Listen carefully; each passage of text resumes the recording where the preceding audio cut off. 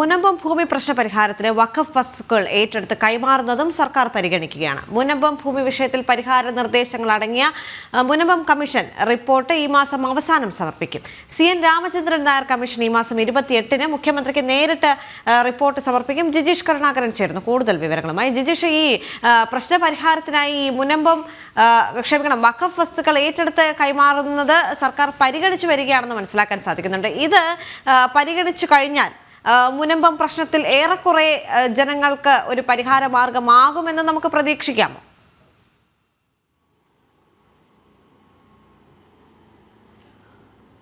ദേവിക, മുനമ്പത്ത് സമരം ചെയ്യുന്ന ജനങ്ങളെ സംബന്ധിച്ചിടത്തോളം അവരുടെ ഈ പ്രശ്നങ്ങൾക്കെല്ലാം തന്നെ വലിയൊരു പരിധിവരെ പരിഹാരം ആകുന്നത് തന്നെയാണ് അത്തരമൊരു നീക്കം സർക്കാരിൻ്റെ ഭാഗത്തു നിന്ന് ഉണ്ടായാൽ.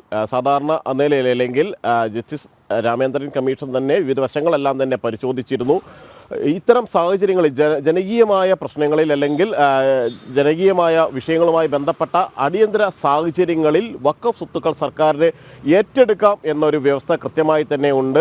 ആ ഒരു വ്യവസ്ഥയുടെ സാധ്യതകൾ കൂടി പരിശോധിച്ചിരുന്നു മുനമ്പം കമ്മീഷൻ. ഇതടക്കമാണ് ഈ ഒരു റിപ്പോർട്ടിൽ ഉൾക്കൊള്ളിച്ചത് എന്ന ചില സൂചനകൾ തന്നെയാണ് ഈ ഒരു ഘട്ടത്തിൽ പുറത്തു വരുന്നത്. ഒരു 50-60 പേജുള്ള വിശദമായ റിപ്പോർട്ട് തന്നെയാണ് ഈ മാസം അവസാനം 28-ാം തീയതി സമർപ്പിക്കും എന്ന വിവരമാണ് ലഭിക്കുന്നത്. അല്ലെങ്കിൽ തൊട്ടടുത്ത ദിവസം സമർപ്പിക്കും. മുഖ്യമന്ത്രിക്ക് നേരിട്ട് തന്നെയായിരിക്കും CN രാമചന്ദ്രൻ നായർ കമ്മീഷൻ ഈ റിപ്പോർട്ട് സമർപ്പിക്കുകയും ചെയ്യുക. വഖഫ് ഭൂമിയാണോ അല്ലയോ എന്ന വിഷയം അവിടെ പരിശോധിച്ചിട്ടില്ല. മറിച്ച് അവിടെ സാധാരണ ജനങ്ങൾക്ക് അവിടെ സമരം ചെയ്യുന്ന പണം കൊടുത്ത് ഭൂമി വാങ്ങിയതിന് ശേഷം വഴിയാധാരമാകേണ്ടി വന്ന അല്ലെങ്കിൽ താമസിക്കുന്ന വീട്ടിൽ നിന്ന് പുറത്തിറങ്ങേണ്ടി വരുന്ന സാധാരണ ജനങ്ങളെ എങ്ങനെ പുനരധിവസിപ്പിക്കാം അല്ലെങ്കിൽ അവരുടെ പ്രശ്നങ്ങൾക്ക് എങ്ങനെ പരിഹാരം കാണാം എന്നത് സംബന്ധിച്ചുള്ള കാര്യങ്ങളാണ് തൻ്റെ പരിഗണനാ വിഷയങ്ങളിൽ ഉണ്ടായിരുന്നത് എന്ന് പല ഘട്ടങ്ങളിലും ജസ്റ്റിസ് CN രാമചന്ദ്രൻ നായർ ചൂണ്ടിക്കാണിച്ചിരുന്നു. കഴിഞ്ഞ നവംബറിലാണ് 2024 നവംബറിലാണ് സർക്കാർ ഇത്തരത്തിൽ ഒരു ജുഡീഷ്യൽ കമ്മീഷനെ നിയമിക്കുന്നത്.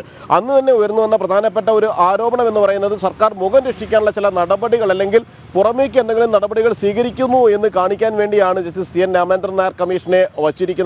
കമ്മീഷനെ സംബന്ധിച്ചിടത്തോളം പരിമിതികളുണ്ട്. കാരണം ഹൈക്കോടതിയുടെ പരിഗണനയിലിരിക്കുന്ന വിവിധ കോടതികളിൽ പരിഗണനയിലിരിക്കുന്ന കേസുകളാണ്. അതുകൊണ്ട് തന്നെ ജുഡീഷ്യൽ കമ്മീഷൻ എന്തെങ്കിലും ഒരു തീരുമാനം എടുത്തു കഴിഞ്ഞാൽ അതിനെ അന്തിമമായി ഒരു തീരുമാനമായി അതിനെ കണക്കാക്കാൻ കഴിയില്ല. കോടതിയിൽ അത് ചോദ്യം ചെയ്യപ്പെടുമെന്നെല്ലാം വ്യക്തമാക്കിയിരുന്നു. എന്നാൽ സർക്കാർ അതുമായി ബന്ധപ്പെട്ട് മുന്നോട്ട് പോവുകയായിരുന്നു.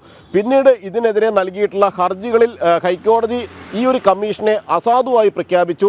അതിൻ്റെ തുടർ പ്രവർത്തനങ്ങൾ നടത്തുന്നത് വിലക്കുകയും ചെയ്തു. അതോടുകൂടി തന്നെ സർക്കാരിനെ സംബന്ധിച്ച് വലിയൊരു തിരിച്ചടിയായിരുന്നു. മാത്രമല്ല കമ്മീഷന് അതിൻ്റെ പ്രവർത്തനങ്ങൾ മുന്നോട്ട് കൊണ്ടുപോകാനും കഴിഞ്ഞില്ല. നിരവധി ആളുകളുടെ മൊഴികൾ രേഖപ്പെടുത്തിയിരുന്നു.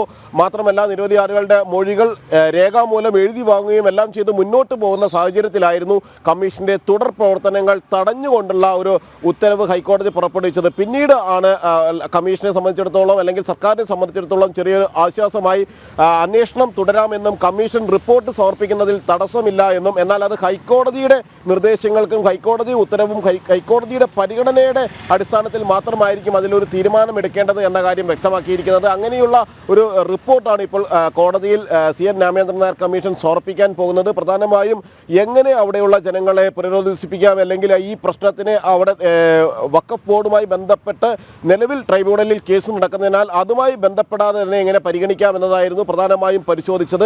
അതിൽ ഏറ്റവും പ്രധാനമാണ് ഈ ഭൂമി ഏറ്റെടുത്ത് കൈമാറുക എന്നത്. ഭൂമി ഏറ്റെടുത്ത് ഈ ആളുകൾക്ക് കൈമാറാം. അത്തരമൊരു സാഹചര്യങ്ങൾ സർക്കാരിന് കൃത്യമായി തന്നെ വിനിയോഗിക്കാൻ കഴിയും. എന്നാൽ സർക്കാർ അത് ഉപയോഗപ്പെടുത്തുമോ എന്നതാണ് ഇതിൽ ഏറ്റവും പ്രധാനമായിരിക്കുന്നത്. കാരണം വഖഫിനെയും മുസ്ലിം സംഘടനകളെയും എല്ലാം തന്നെ പീഡിപ്പിക്കാൻ ശ്രമിക്കുന്ന സംസ്ഥാന സർക്കാരിനെ സംബന്ധിച്ചിടത്തോളം സംസ്ഥാന സർക്കാർ അവിടെയുള്ള വഖഫിൻ്റേതെന്ന് വഖഫ് അവകാശപ്പെടുന്ന ഭൂമി അത് പിടിച്ചെടുത്ത് സാധാരണ ജനങ്ങൾക്ക് നൽകാനുള്ള ശ്രമങ്ങൾ എന്തെങ്കിലും സർക്കാരിൻ്റെ ഭാഗത്തു നിന്ന് ഉണ്ടാകുമോ? ഈ റിപ്പോർട്ടിൻ്റെ അടിസ്ഥാനത്തിൽ എന്ത് തുടർ നടപടികളായിരിക്കും സർക്കാർ സ്വീകരിക്കുക എന്നതെല്ലാം പ്രധാനമാണ്. ആ ഒരു ഘട്ടത്തിലാണ് ഏറെ ചർച്ച ചെയ്യപ്പെട്ട ഇപ്പോഴും നടക്കുന്ന മുനമ്പം സമരത്തിൽ ആ ആളുകളെ സംബന്ധിച്ചിടത്തോളം അവർ പ്രതീക്ഷയോടെ കാത്തിരിക്കുന്ന റിപ്പോർട്ട്, മുനമ്പം ഭൂമി പ്രശ്നവുമായി ബന്ധപ്പെട്ട് justice Ramachandran Nair commission report സർക്കാരിലേക്ക് എത്തുന്നത്, മുഖ്യമന്ത്രിക്ക് അത് നേരിട്ട് സമർപ്പിക്കുകയും ചെയ്യുന്നത് ഇനിയുള്ള ദിവസങ്ങളിലും ഈ റിപ്പോർട്ട് സമർപ്പിച്ചതിന് ശേഷമുള്ള ദിവസങ്ങളിലും പ്രധാനപ്പെട്ട ചർച്ചയായി വരിക അതിലെ ഉള്ളടക്കം, അതുമായി ബന്ധപ്പെട്ട് സർക്കാർ സ്വീകരിക്കുന്ന നടപടികൾ, കോടതി അതിന് എത്രമാത്രം അനുമതി നൽകും, പരിശോധിച്ച ശേഷം